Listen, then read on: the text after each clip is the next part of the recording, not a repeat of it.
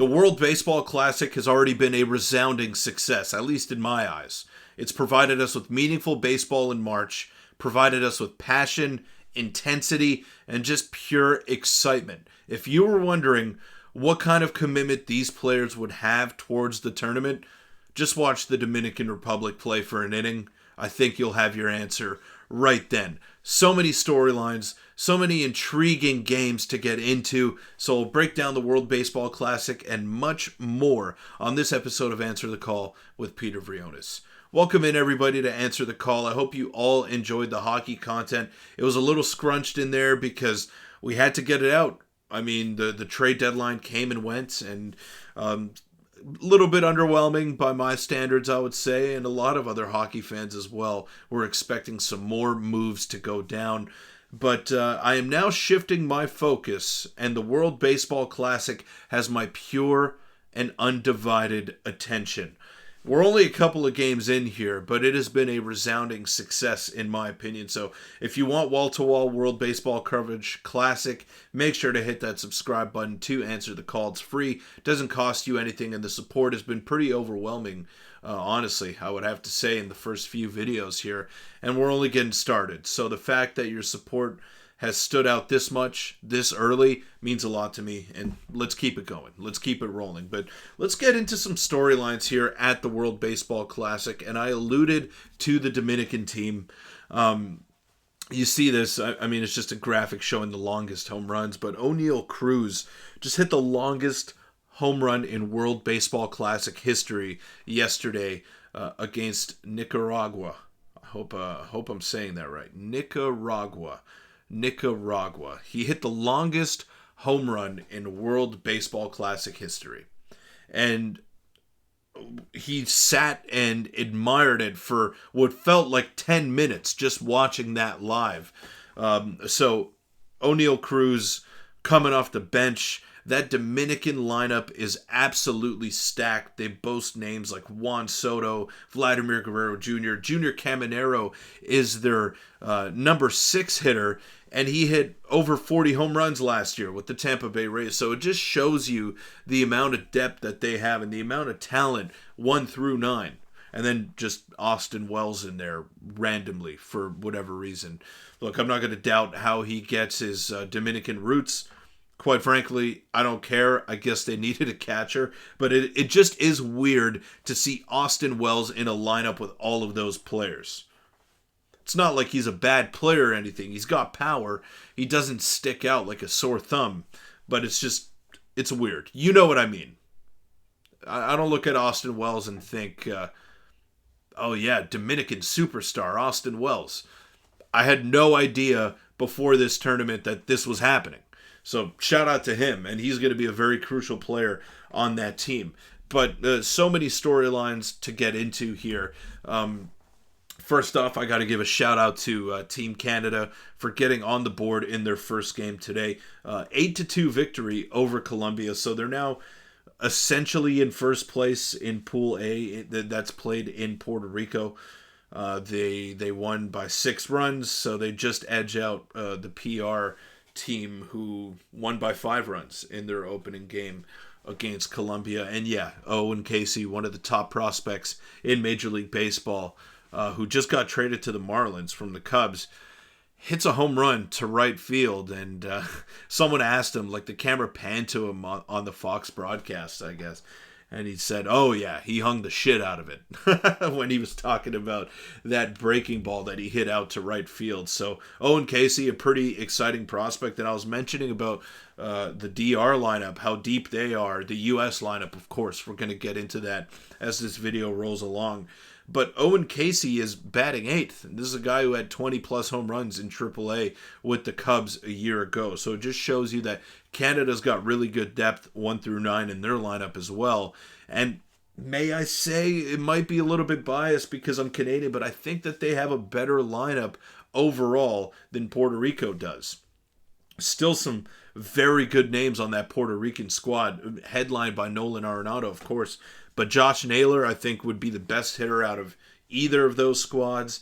And then 1 through 9, you just got MLB talent littered in that Canadian lineup. So the pitching is where I'd give the edge to Puerto Rico, and maybe that's why a lot of people have them to win Pool A. But still, it should be fun. Should come down to the wire, and Cuba as well, sitting at 1-0. So Pool A is going to be a gauntlet. It's going to be a bloodbath. Pool B is the interesting one for me because it's Mexico and the U.S. We know that they're going to advance in all likelihood, but it's just really competitive between those two teams, and we saw them play a very tight one in the last World Baseball Classic, Mexico and the U.S. And oh no, that was Mexico and Japan. Sorry about that, my mistake. But Mexico's a really good team and a really underrated squad, so I think they're going to give some trouble to the U.S. However, if I take a look at the landscape of this World Baseball Classic, I mean, I think it's the U.S. and everybody else, just because of that lineup. I know the pitching is not as great as maybe some other teams have at their disposal. Paul Skeens and Tarek Skubal headline it, but Skubal's going to pitch once against Great Britain, and then he's going back to the Tigers. He's going to be a free agent after this season, so I don't think the Tigers want to take any unnecessary risks with their ace and a guy who's potentially going to get about $400 million on the open market. So that's a big arm that you're losing there. And I saw that the way that they scheduled their starters, Nolan McLean would start the final if the U.S. were to get there.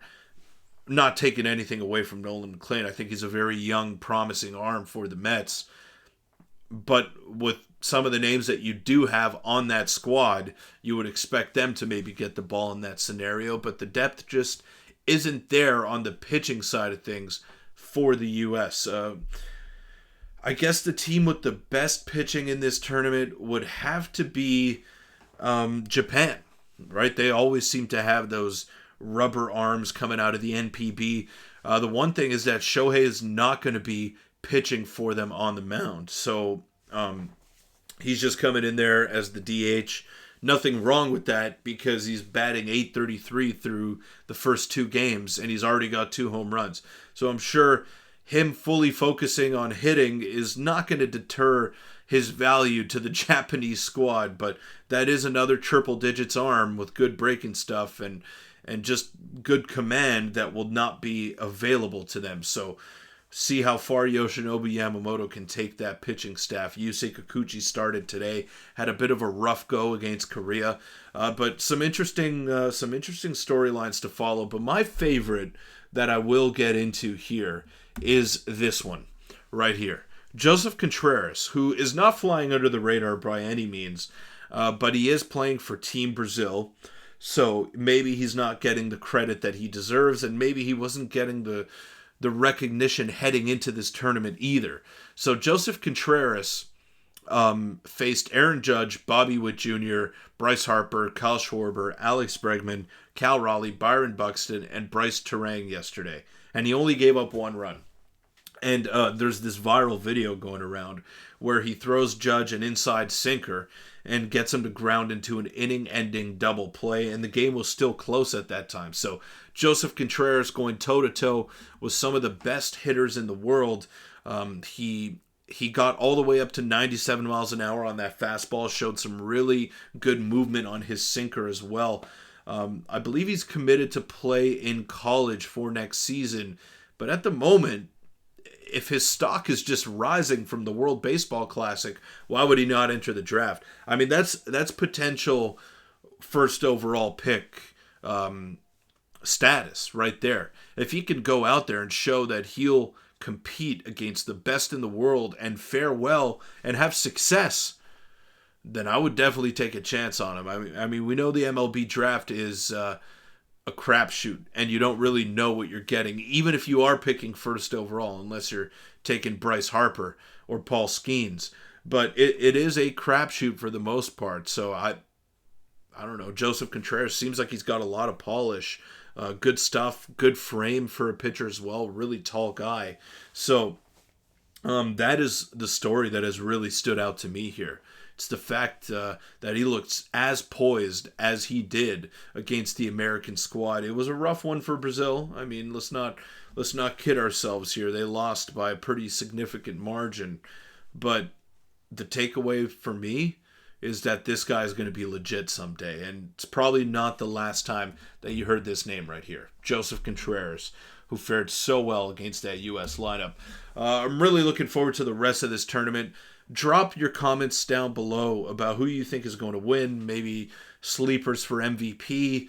Do you think Canada is going to advance past the pool play? I mean, a lot of things to monitor as we're just a couple of games into this World Baseball Classic, but it already feels like the intensity is ratcheting more and more by the day.